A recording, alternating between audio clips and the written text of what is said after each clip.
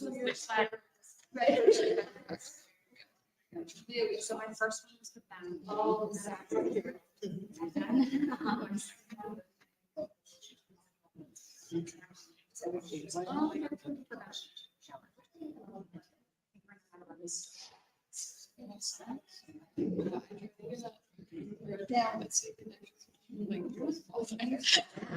didn't know what to do.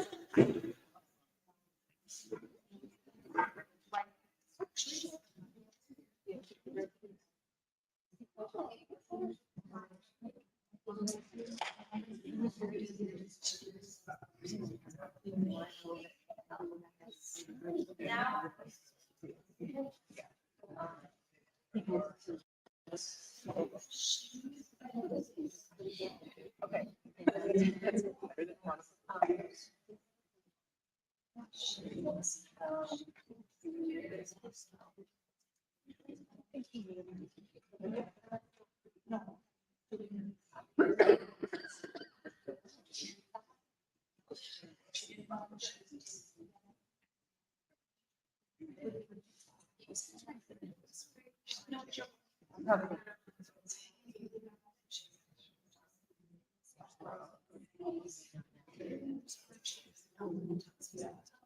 oh, okay.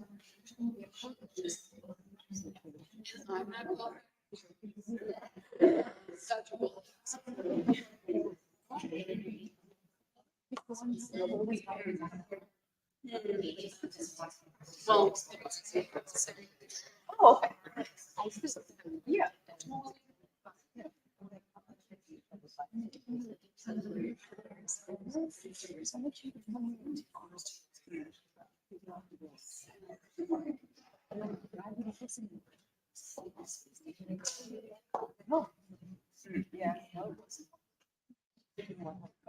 Yes.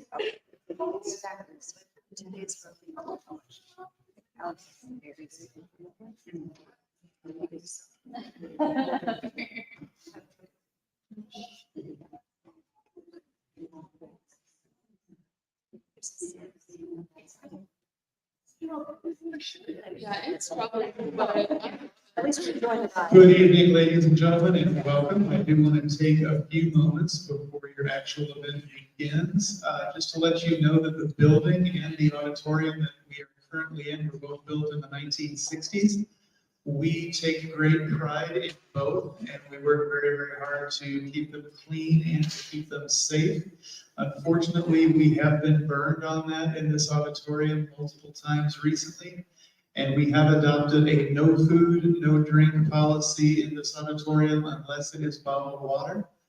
That said, if you do happen to have anything that is not bottled water, we ask on the honor system that you return that to your vehicle. Having said that, thank you for attending and please enjoy your event, which should begin momentarily. Thank you.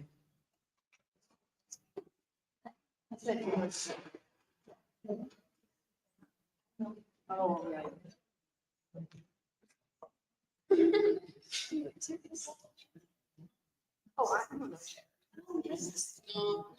first people here. I thought it was. Why am I practicing? There. Oh. But I don't want this.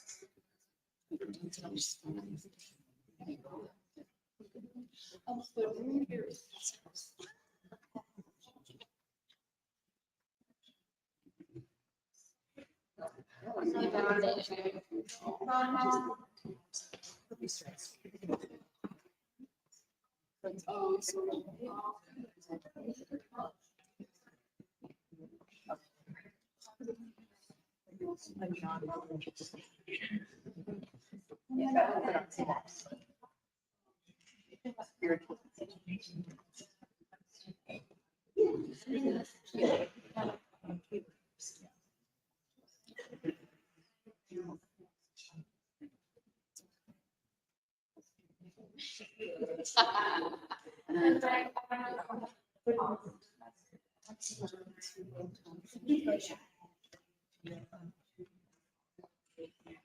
Oh, that's cool. No, it's not Florian. You would know, he's the one from Germany. Oh, he's cool. I did mostly Mexico. But Dr. Anderson, just like such a mom. Yeah.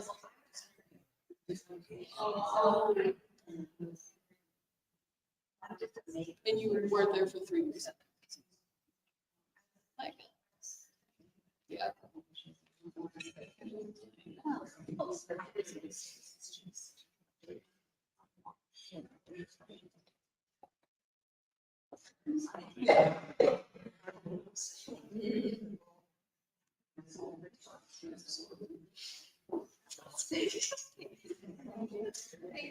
I think it's a job.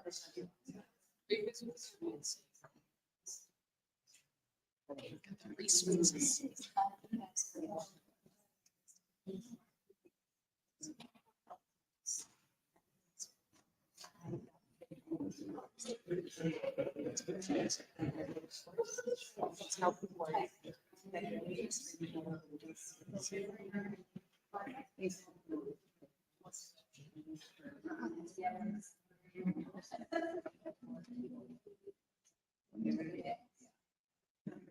Yeah.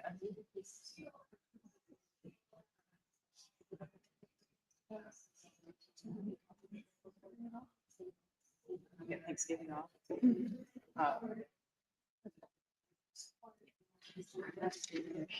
So I'm, yeah. You are.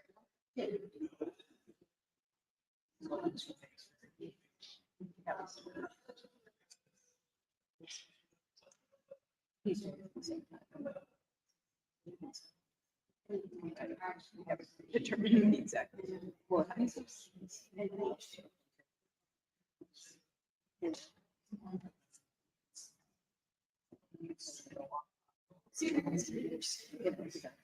don't get Yes. Well.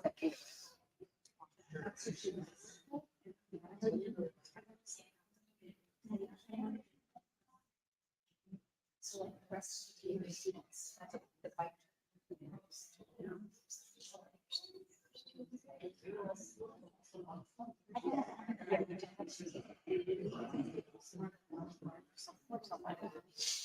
It's like he's like, he keeps waffling like three or 4 months. You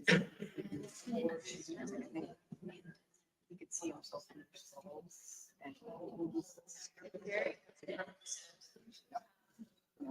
yeah, we talked about people that are like convincing their argument.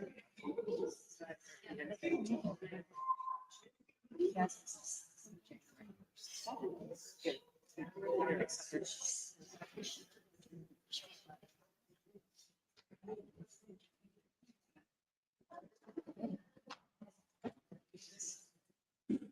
All right, hello everyone. I am expecting a lot more people to trickle in. I don't know what's her name? Okay. hopefully a joke. But anyway, thank you all so much for being here tonight and for joining us. This is Left Bank Books Presents New York Times bestselling author Stephanie Land in conversation with St. Louis author and one of my friends, Gabe Montesanti. Tonight's event is possible because of your support.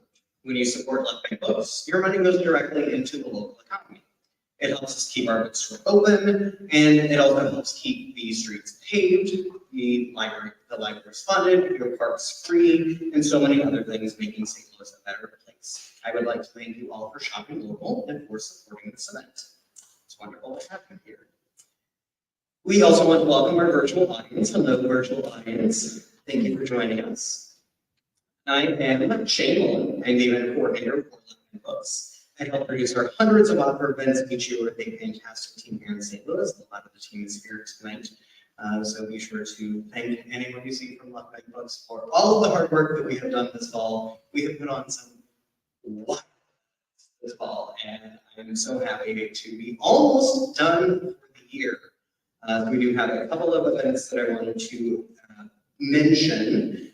Tomorrow night we will have horror graphic novelist Maddie Luchansky tomorrow night at the store.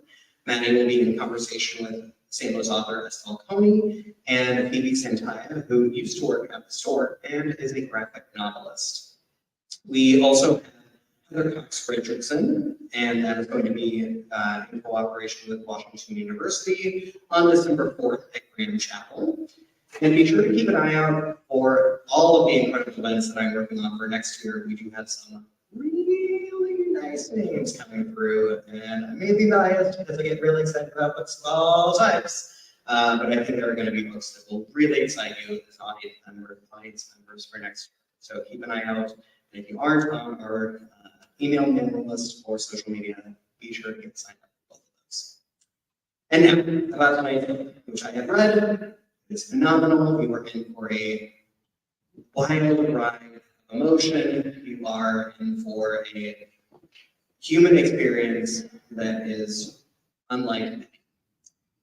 From the New York Times bestselling author who inspired the hit Netflix series about a struggling mother barely making ends meet as a house cleaner, a gripping memoir about college, motherhood, poverty, and life after Maid.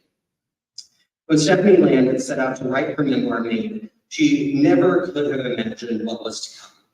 Handpicked by President Barack Obama as one of the best books of 2019, it was called An Eye-Opening Journey into the Lives of the Working Poor. Later, it was adapted into the hit Netflix series Maid, which was viewed by 67 million households and was Netflix's fourth most watched show in 2021. Who watched it? Yay! It also garnered 3 Primetime Emmy Award nominations. Stephanie's escape out of poverty and abuse in search of a better life inspired millions. Maid was a story about a house cleaner, but it was also a story about a woman with a dream. In class, Land takes us with her as she finishes college and pursues her writing career. Facing barriers at every turn, including a Byzantine loan system, not having enough money for food, navigating the judgments of professors and fellow students who didn't understand the demands of attending college while under the poverty line. Land finds a way to survive once again, finally graduating in her mid-30s. Class paints an intimate and heartbreaking portrait of motherhood as it converges and often conflicts with personal desire and professional ambition. Who has the right to create art? Who has the right to go to college? And what kind of work is valued in our culture? In clear, candid, and moving prose, Class grapples with these questions, offering a searing indictment of America's education system and an inspiring testimony of a mother's triumph against all odds. Neil Gaiman, who was in town not long ago, said, "A beautiful memoir that's an honest portrayal of persistence in life and writing and children. Stephanie Land did the work, and it shows." Tonight, Stephanie will be in conversation with Gabe Montesanti. Gabe is the author of Grace for Impact, a memoir, which was published in 2022 by the Dial Press. It's a book about playing roller derby, healing from childhood abuse, and finding a chosen family, all while attending graduate school here at Washington University in St. Louis. She's currently working on her second book, a memoir about drag and grappling with an invisible disability. She holds the title of MX Pride STL, so you might see her around town performing or volunteering. Her published essays are compiled on her website, GabeMontesanti.com, and her drag and visual art can be found on her Instagram at Gabe Montesanti Author. And Stephanie Land. Stephanie is the author of the New York Times bestseller, Maid, Hard Work, Low Pay, and a Mother's Will to Survive, called A Testimony Worth Listening to by the New York Times and inspiration for the Netflix series Maid. Her work has been featured in the New York Times, The Guardian, The Atlantic, and many other outlets. Her writing focuses on social and economic justice and parenting under the poverty line. She is a frequent speaker at colleges and national advocacy organizations. You can find out more at Stephill or stephill.com. And now, on behalf of Love Plan Books, would you all please help me in warmly welcoming to the stage Stephanie Land and Gabe Montesanti.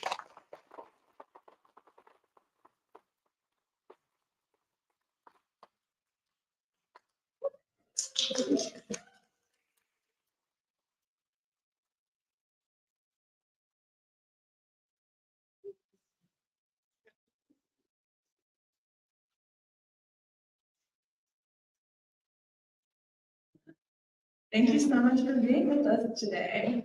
So I'm going to start the conversation just by asking some questions. Let's start the way that class begins, the opening chapter, the opening scene. I was very curious because at the end of May, we see the narrator and her daughter climbing the mountain, and it's, in their new home, and it's a metaphor for hard-fought victories, and class opens with Amelia's first day of kindergarten. And to me, the opening seems like the perfect framework for a book that will cover your time as, your senior year in college. So I'm curious if there were other possibilities for the opening first scene, or if you always knew where the book starts. What were some of the themes in the opening scene that you set up to explore throughout the rest of the book? I'm trying to think of what I was going to open it with. It was more focused on it starts out with me dropping her off, and then I kind of do this flashback to what she had just experienced 3 days before that, and that was picking her up at her dad's house, and it was usually what's stressful on her, but at that time it was kind of extra stressful because he had at the very last minute said he couldn't take her for the summer, and then suddenly at the end of the summer I was, I can have her for a week, and normally that wouldn't have been a big deal, except he had been talking up the summer for a couple of months. So I was kind of left not only with childcare, but with this kid who had been promised a lot of things. And so I'm dropping her off at kindergarten, and she's really shy, she's kind of wary, I guess, and just very watchful, which was not normal behavior for her. And but I originally kind of went into that trip to Portland more because I went with a friend of mine, and we went out like the night before I picked her up, and I talked about that and stuff. So that got cut, and the chapter was shortened. The reason is I've always kind of seen this book as not just a focus of my experience in college, but her experience in kindergarten as the child of a low-income parent, and that she also had a lot of barriers with being able to get to the classroom space. because of where we were financially. So I liked, I immediately was opening up the book with dropping her off at school and then rushing home and going to my classes. Mostly because that was just so much of my life at that point, is like dropping her off and then rushing home and getting all of my stuff done and getting to work for class. Yeah, I think it's the perfect metaphor, the perfect place to start. Yeah. It's also interesting that you talked about what got cut in that chapter, because something that I noticed a lot in this book was the concept of the chosen family. And that first gets mentioned in chapter 1 of class. You write, we've done it, I've done it. It had been my goal to get us somewhere we could live all the way through Amelia's grade school years, all the way through high school. And here we were. We lived in a place, in a community where we found support and friendship and opportunities, and maybe eventually something like a chosen family. And this term really caught my attention, both because it's a concept I like to explore and because families, both biological and chosen, are kind of absent in Maid. So in class, you discuss like that vulnerability of the connection, how developing bonds requires trust that you can't always afford. But something seems to shift in class. So I'm hoping you can elaborate a little bit on the changes that allow for the shift to happen. Well, I'm not only extremely busy, I am depleted, but also I don't have a lot of money, I don't know, now that I have a friend group who, we talk about skincare products and stuff, and I've been thinking about that, and there was no way that I would have talked about that kind of stuff with my friends who were also, on food stamps or could qualify. And so it was not really something that I mentioned a lot, of like just not being able to afford things. And to me, I'm very forthcoming and very honest and vulnerable, and I really crave authenticity and sincerity. And so it just felt really insincere to kind of hide things from friends. And I always just felt like I needed something from them. Like I needed childcare, I needed some kind of support.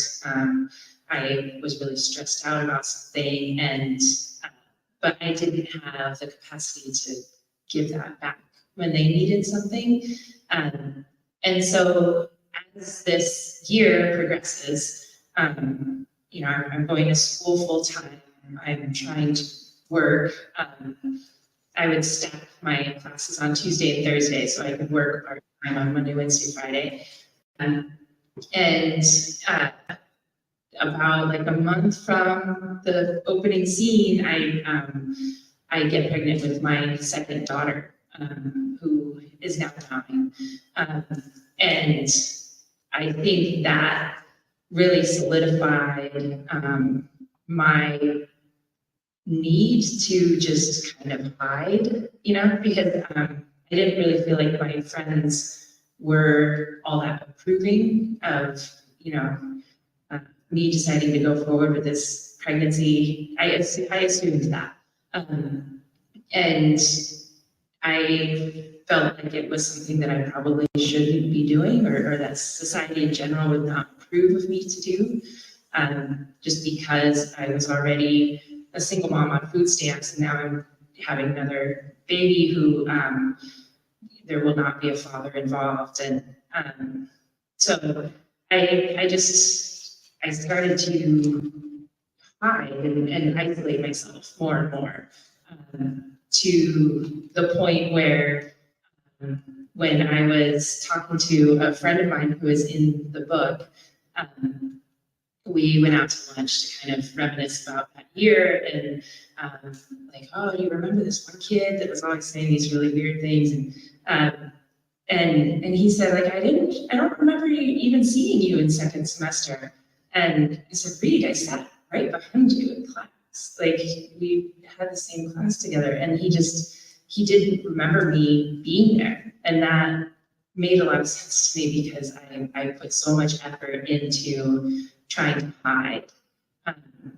And there was also this feeling of I made my bed, now I have to lay in it. And so I didn't reach out for any help except for absolutely necessary childcare. So one thing that I think most writers have undergone is the experience of receiving feedback, even if it's well-meaning, that just lodges in our brain, lives there rent-free. I remember, your book brought back memories from grad school for me when a professor continually used the term long-suffering to describe my partner. Like being married to me was like the hardest sacrifice one could make. And in class, one of those notable critiques was when the professor called your work relentless. So can you speak to why that term stuck for you and how it connects to the dubious notion of resilience? How do we take the critiques and turn them into roadmaps? Boy, that's a really good question. I'm like fighting not to totally geek out on some things, but well, I think a lot of that is just so I had handed in this essay that I can't remember if it was written, no, it wasn't written in present tense, but she at one point in the class also called present tense like pulling the reader through the story by the nostrils is how she, and so that was stuck out in my head too, like, oh, I'm never doing that, I guess. But so I had handed in an essay, I called it like family triage or something. It was a series of stories of my family needing to be in the hospital. And she thought it was relentless, I guess, in just like, I wasn't coming up from air for air. It was like this horrible thing. And then, my mom like almost dies, and then I almost die. And then there's another car accident. And so she not only said it in class, she said, she was just kind of, I remember her so well, like she's looking through it and had this look on her face, and she just said, it's pretty relentless. And she wrote that in her notes too. And I think, without going into it in the book, I wanted to talk about, like, not right now, but, in the book, I wanted to really show how damaging those writing workshops can be. There was a professor who told me that if I had gotten into the MFA program, if I had gone through grad school, they would have eaten me alive. And I would not have been as successful as I am, just because I would have continued to get this feedback that was, you're doing something wrong, and so it was, I think, I got mad at her, and started telling myself, like, well, my life is relentless. And then I started saying, like, well, goddamn, it's so fine.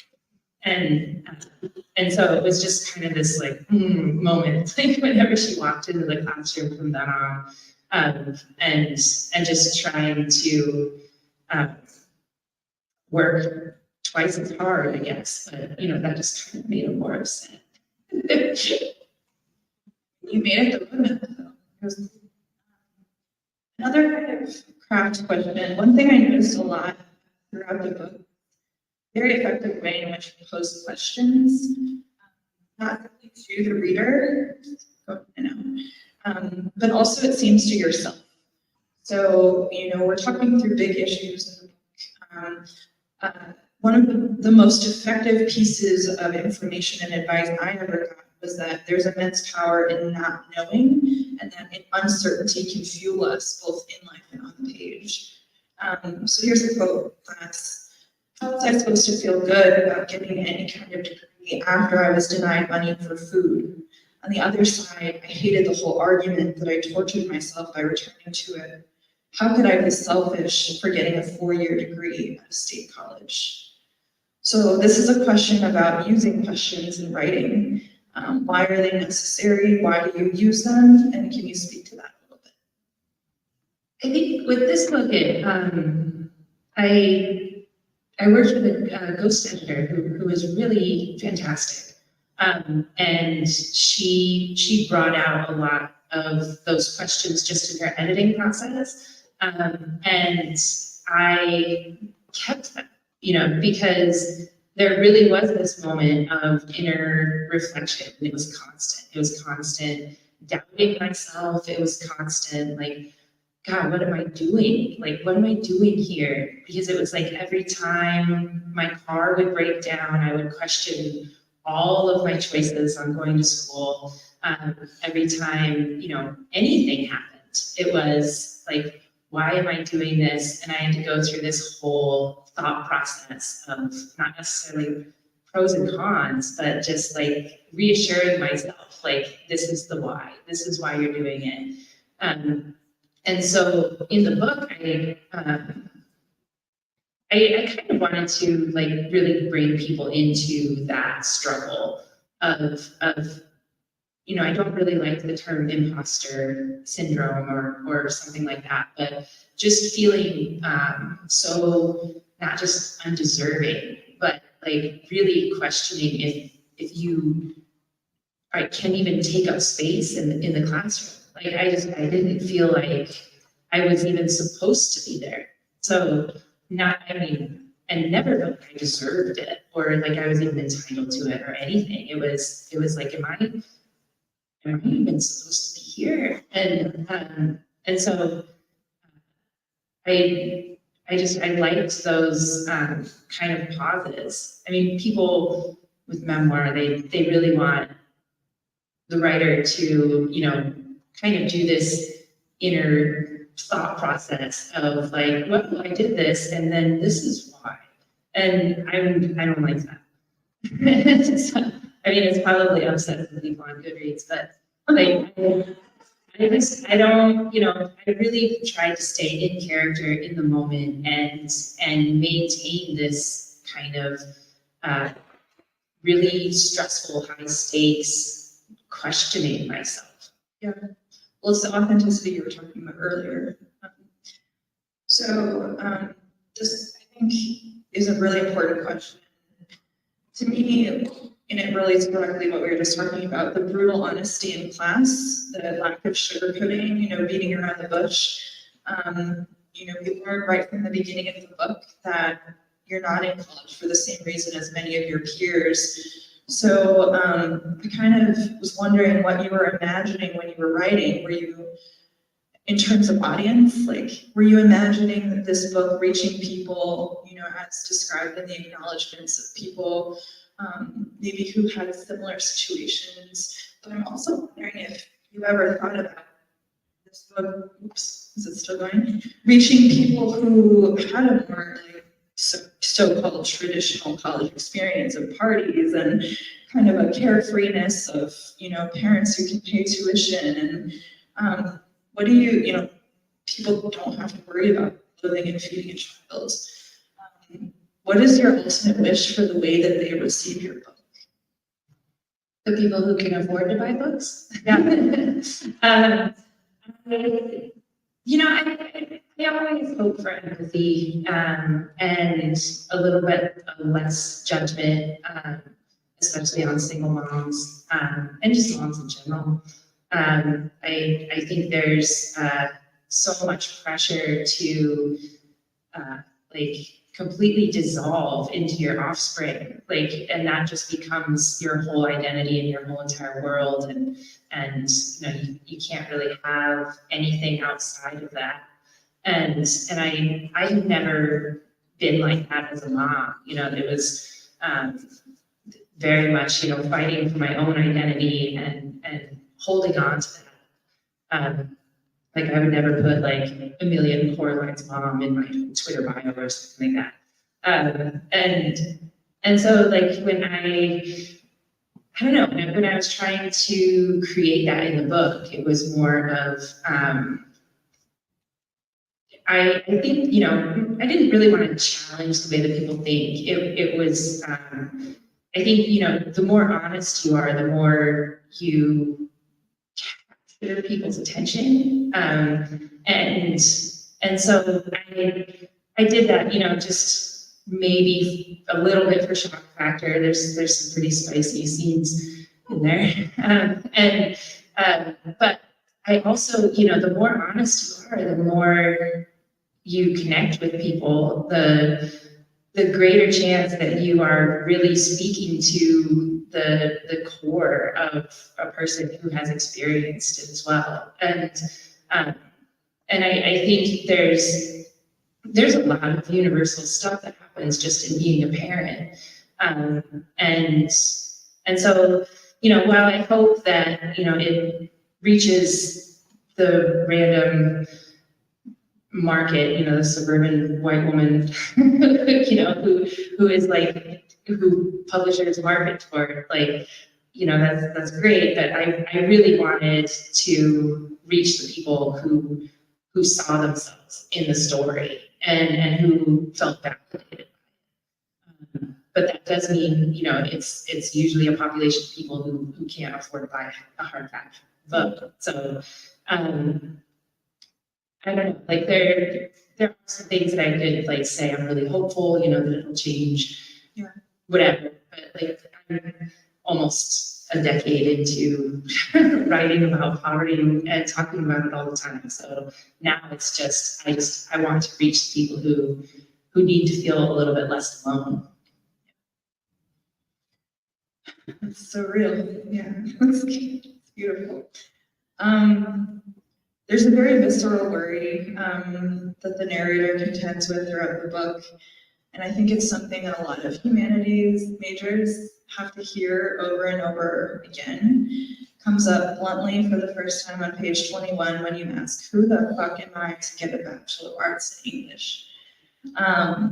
So I'm wondering, I mean, this is an open-ended question. I want to hear what you think about it. What made you decide to follow your passion when everyone else told you had a better chance of surviving and improving your circumstances, something else? Was the knowledge that you were really good at something, as your teachers emphasized on multiple occasions, like, did that play a part? Or, you know, especially now with humanities departments getting cut all over the place, like, I'm just curious what you have to say to people with that same burning desire to write and participate in the arts, but also survive. Well, for me personally, I started out at U of M with a sociology degree program, and because I was going to be a domestic violence advocate, and but then, you know, once I was on campus and walking around, it was this place that I dreamed of attending for 6 or 7 years. It was like I'm never going to be truly happy unless I really try and really try to do this. And I'm here. I moved here to do this. Like I need to go for it and really try to do this. And it was never really explained to me like what I could actually do with my degree. And it was also, it felt like I was getting like I don't know, philosophy, or, you know, like what's another degree that they make fun of? Like it's like a useless degree or something. I don't know, say one.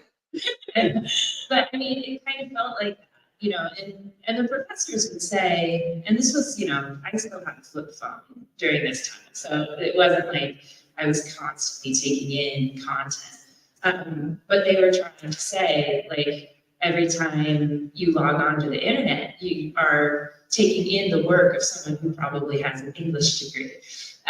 And they, would talk about like how, there's a lot of writers out there. They're just maybe not the ones that you see bylines for. And so I tried to keep that in mind. But as far as other people, I mean, I think the arts are what evokes emotion, and it's how we connect as human beings. And if we're only getting art from a privileged, white man all the time, I mean, that's super boring to me.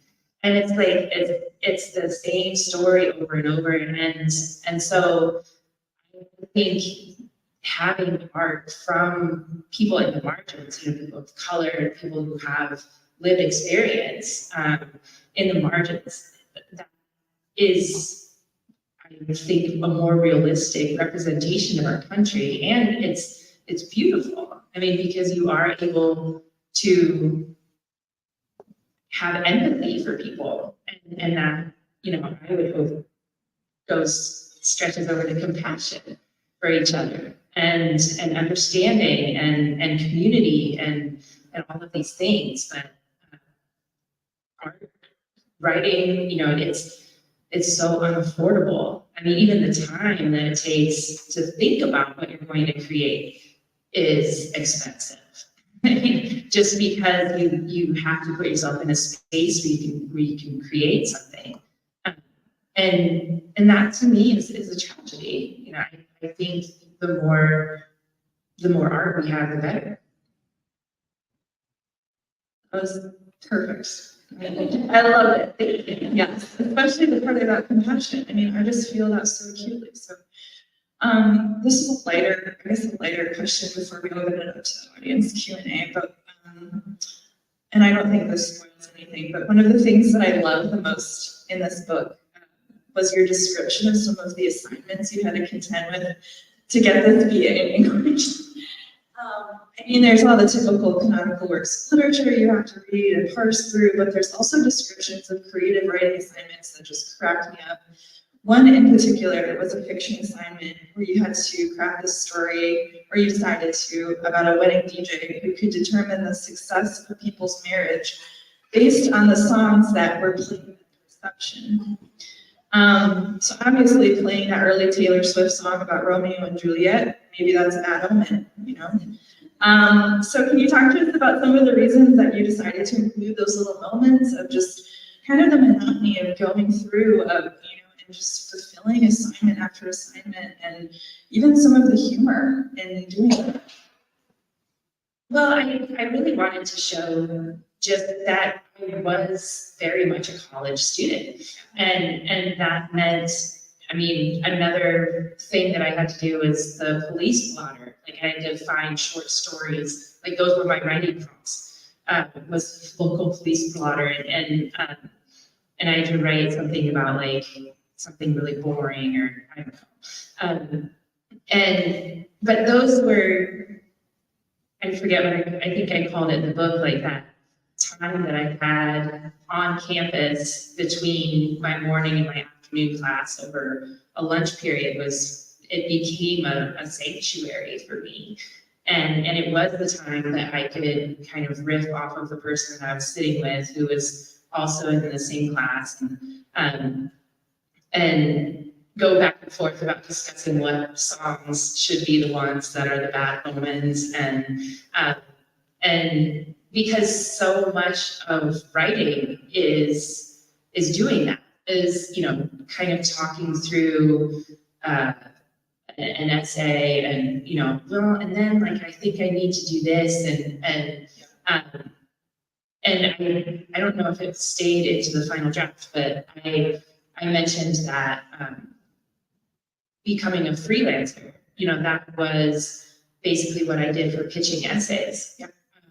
And becoming a professional writer, you really have to learn how to talk something up and talk about, the most interesting things.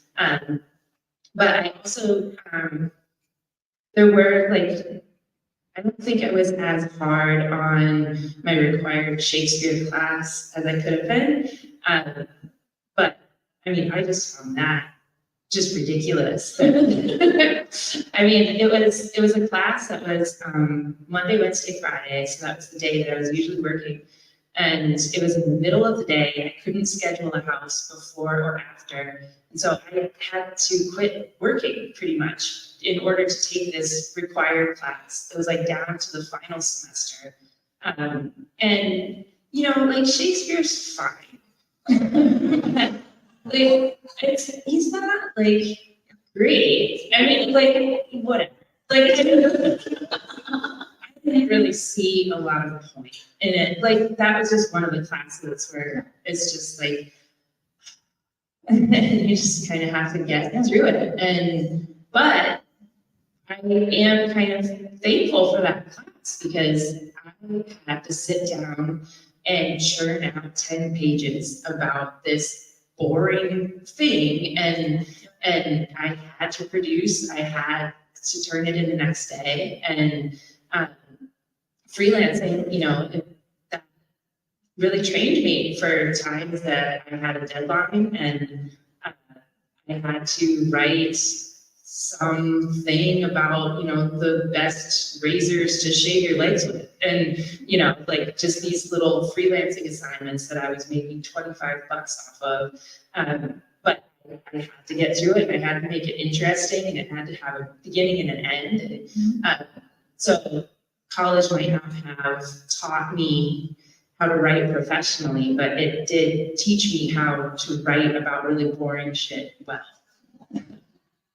Yeah, I feel similarly with upper level math classes, and I don't remember the proofs, but I know how to make something beautiful and succinct in 3 lines, and I also know how to be very comfortable being very uncomfortable, which is like a skill that I think has served me as a writer.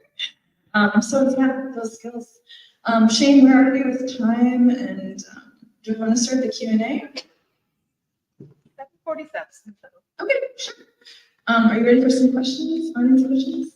Okay. Yeah, absolutely.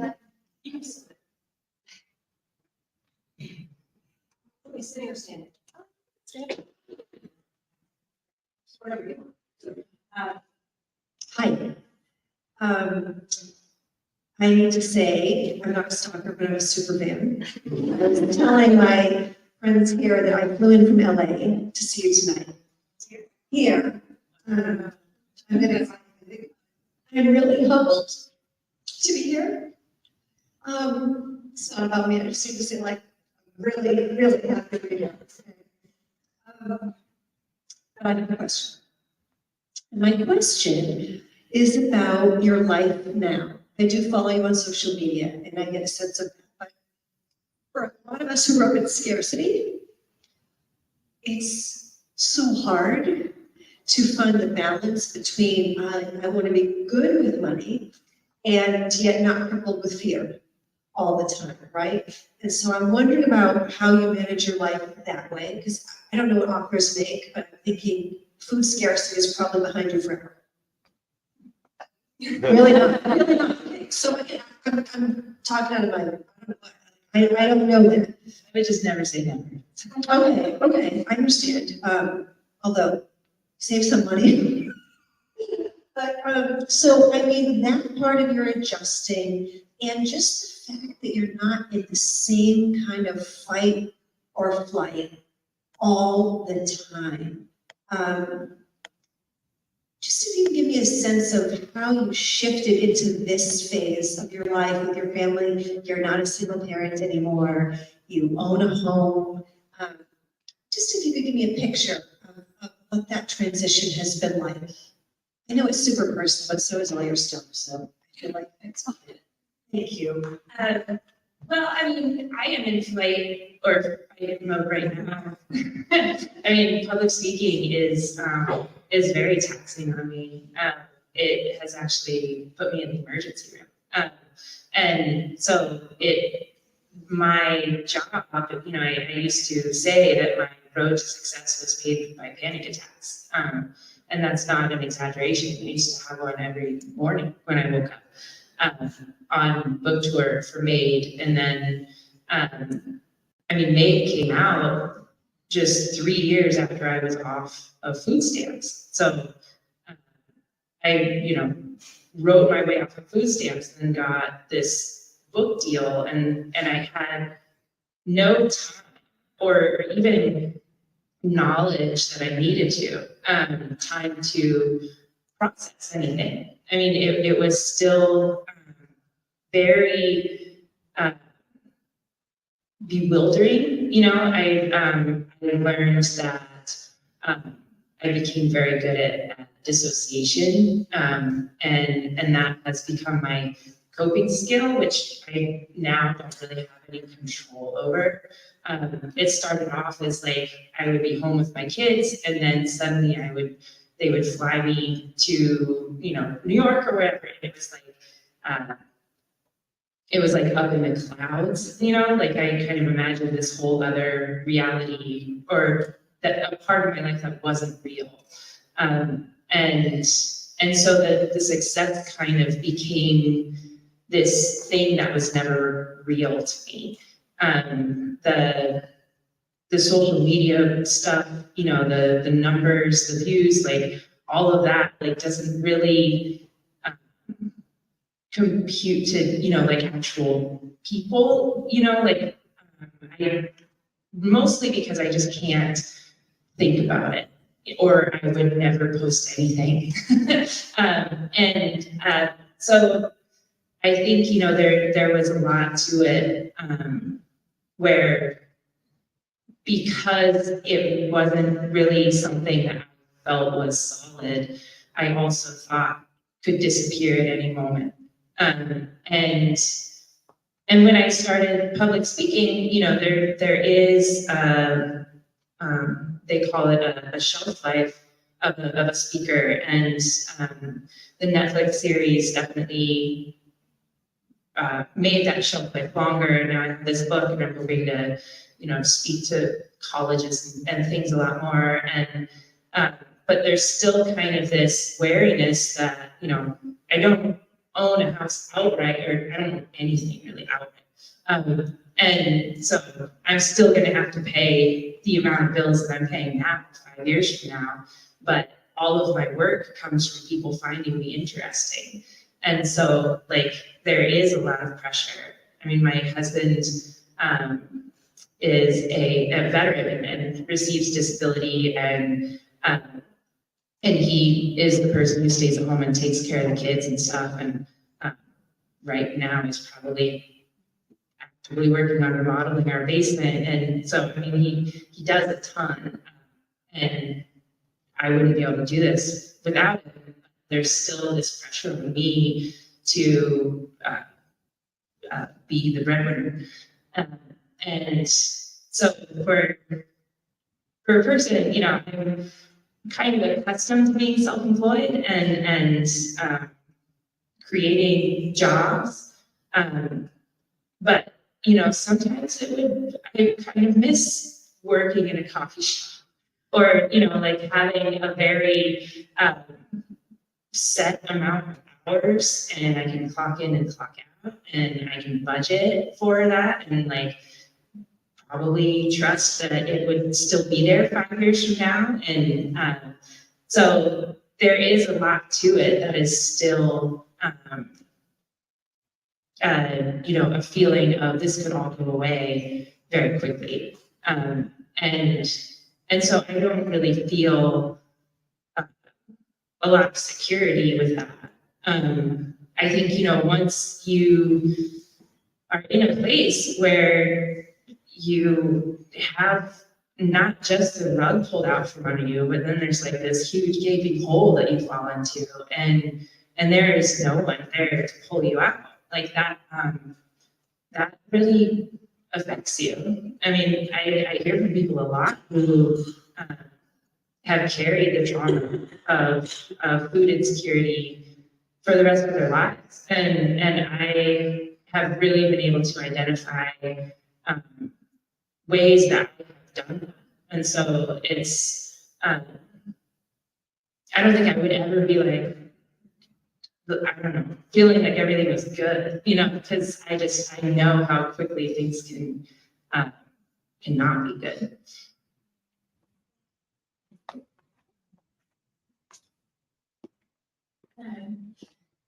Now the college student, what advice would you give how to dance wants to be a Well, college student who wants to be an author.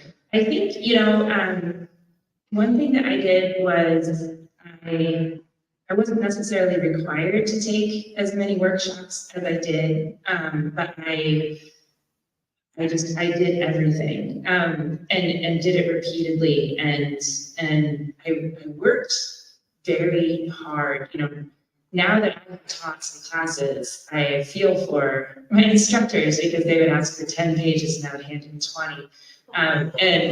And so like, I was there to get it done and to work. But things that I really wish that I had done was take advantage of office hours and meet with my professors and get to know them. And really ask them, like, how do I make money at this? Because nobody was really forthcoming about that. Like, it was almost like a taboo subject. When for me, it was like, aren't we all here to have a career in writing? Like, doesn't that involve making money? Like, and so I kind of wish that I had pressed people about that more and asked just how you do make the jump from, having this, I call it a magical piece of paper, the degree, to like, okay, how am I going to get a paycheck? Because I had to teach myself how to freelance and how to pitch editors and become a business, really. There's a lot of business to writing that I would say takes up 80% of your actual time as a writer, as a working writer. There's always a lot of talk about like what writers do as their day jobs. I found freelancing to be a good job, but I was also like living in low income housing and so I didn't have anything near the amount of bills that I have now. So I don't necessarily think it is like wrong or like you're failing as a writer if you have to have like a bread and butter client, a lot of my friends who are writers are content writers, and they will like write content for lawyers or the websites, and then they will work on kind of the more passion stuff. And so for me, like I really held on to like the passion project, and I would dedicate time to that. I would do all of my freelancing stuff Monday through Thursday, and then Friday was reserved for the thing that I really felt strongly about writing about. And that really helped me a lot. But learn about self-employment tax, learn about like health insurance, like learn about like what you can claim on your taxes and stuff. Like there's so much that like I'm still learning about. And so it really is, you go into a business and you are not just the business, but you are the brand. And so it's a lot of stuff that writers are like, TikTok. But I mean, you have to get yourself out there and to really promote yourself, just so that people know that you're the writer who writes about striped dogs or something, you know, like that they'll think like, oh yeah, like, can, you know, she can write this one. So I don't know. I that's one thing that, like, if I ever do teach classes, it's usually on the business of writing. And so, I mean, anytime you can get that instruction in college is, I would assume, a lot easier than finding it for yourself on the internet. Thank you.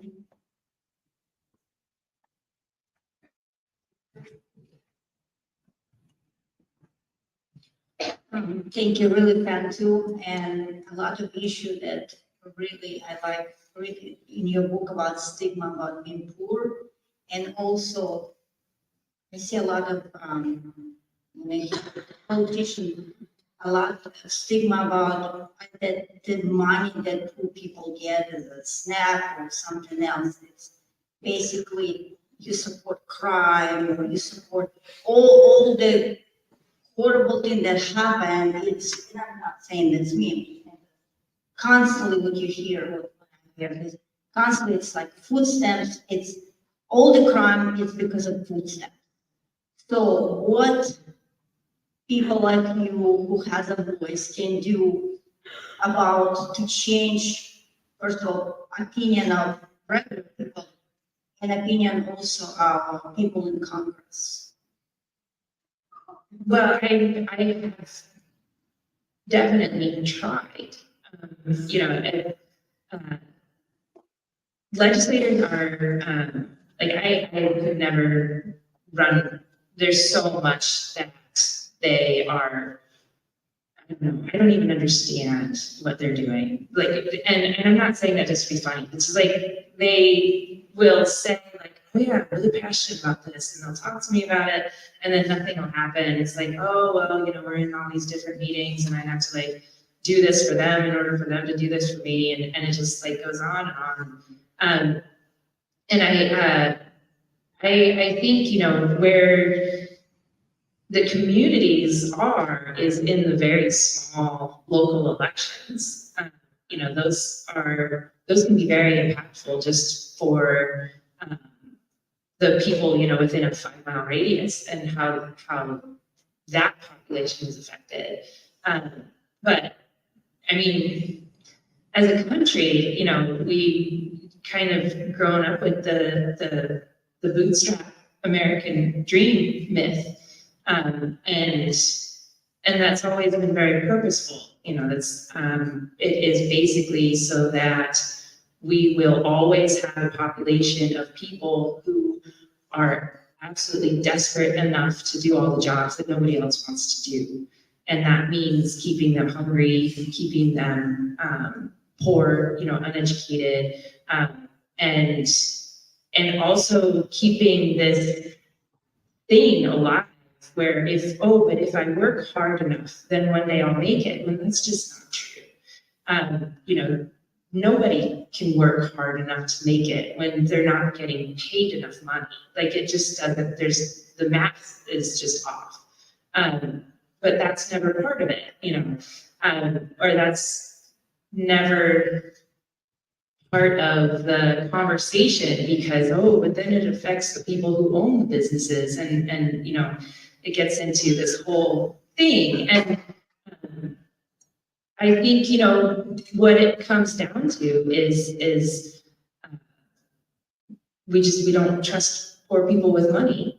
And I mean, that's literally why they're poor, is lack of money, and it would help them a lot to have money. And there have been a lot of studies and experiments with universal basic income where it shows the quality of life, the trajectory of life is improved just from, you know, $500 a month. But that would require letting go of what you're talking about. Like they're just going to take advantage. They're going to go out and spend it all on, I don't know, cigarettes, you know, like whatever they say, like lobster and steaks and you know, But I mean, the thing that I try to talk about most is just that when I give a friend $20, I would never say, you know, okay, here's a piece of paper for you to record how you spent that $20 and why, and then give it back to me at the end of the month. And then, you know, maybe I will give you $20 again if you need it in the future. Like, that's a really, really odd interaction to have with a friend, you know, but that was how I was treated for years to get food stamps and housing and Medicaid and utility assistance, and every place had different questions, and it's exhausting, and it just all comes down to, you know, we don't trust poor people, and we don't really think that they should have anything nice, and so I think a lot of what motivates me is challenging that thinking. I kind of liked writing this book for that, because I threw in a lot of stuff that, you know, people aren't going to agree with, and it's become kind of funny to me, you know, that people go online and leave reviews of my book, and they're upset that my daughter had so much ice cream, or, you know, they're upset that I bought a steak on clearance for like $3 and I was 6 months pregnant, you know, and I needed like food to eat. But it was like, oh, well, she's buying steaks and maternity jeans, and like they itemize all these things. And I don't think they realize how much of themselves they're revealing. But it's hard to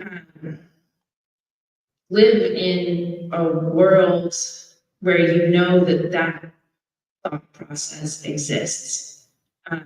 It's hard to really fully enjoy yourself.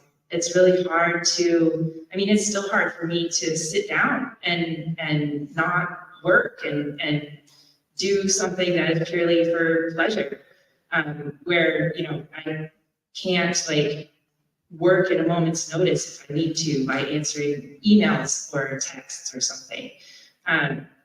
It's really hard for me to feel like I have value as a human being if I'm not working. And so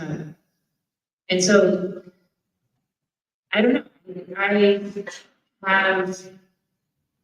I've been talking about this for many years, and you know, when the pandemic started and everybody was throwing around this word essential, you know, essential workers, and you know, like Biden tweeted like, oh, people don't have sick days, and you know, like, and it's just, I saw it kind of happening, like people open their eyes and realize that there's this entire population of people who are $400 away from disaster, and then it went away, and, you know, and so I don't know, I guess, you know, I hear you, and I know how frustrating it is to know that all exists. I don't know if I have anything to say on how to make it better, but with legislators and politicians and things like that, you know, I have seen change happen locally, like at the very, very local levels, like city council and the people who decide whether or not they're going to give funding to an affordable housing complex, or, you know, just these little decisions that happen that aren't talked about on the news, and which is also a huge problem. But you know, there are a lot of ways to get involved with that kind of stuff. In my experience, you know, politicians are very good at giving you their attention, but not necessarily anything beyond that. So but I have found a lot of people in my community who do go beyond the conversation. We'll do one more question. Hi, I also don't like public speaking, so bear with me. So you talked a little bit about feeling kind of like you don't belong and like, observe where you're at and stuff. And as someone who struggled with that throughout undergrad and now in grad school, I'm curious how, now that you've seen success with like Maid and it becoming a Netflix show and everything like that, how you've navigated those feelings, if you still have them, if they kind of went away, just how you feel about It's hard to be successful just because there are a lot of people who want that to happen and are still struggling. And for me, when I started talking to my, writing friends, like my writing group, Facebook groups, about feeling horrible about, becoming a public figure, they basically told me to sit down and shut up and enjoy it, because that was what they want. And so, like, you're so lucky, like, and on and on. And it was really isolating for them. And so, it was hard for me to find a group of friends who don't really fangirl me.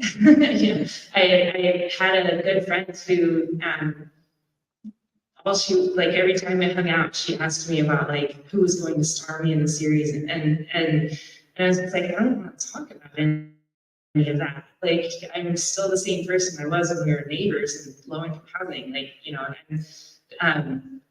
and so the things that I have found with friendship is being able to vent about things, and the ability to be transparent and not have them say like, oh, I just like, do you understand how much I wanted that to happen to me? And it's just this, it's so rare, and it's such a bummer that it is, but like the friends that I found in the last couple of years, it was kind of purely by my design. It was, roping in a like-minded person, and we had Zoom meetings once a week, and then we had, this huge WhatsApp thing, and we're all writers. Call ourselves the sulky bitches, and but it has just been this really beautiful thing. But it took a lot of work on my part, inner work to be honest with people who are close to me. I live and breathe in talking about myself and being very open and honest. But even the person who's traveling with me on book tour, like, every once in a while, be like, what do you do? You just like pull this stuff out of nowhere. Like, I can't. And so I've found a lot of beauty in just being very open with people, and in a way that they don't shame me for it. So I don't know if that answered your question. But, Another round.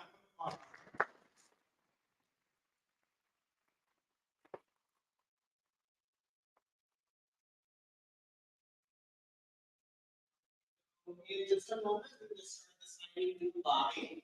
I have posted to my back office, so you have to wait for me to get out there. But we do have additional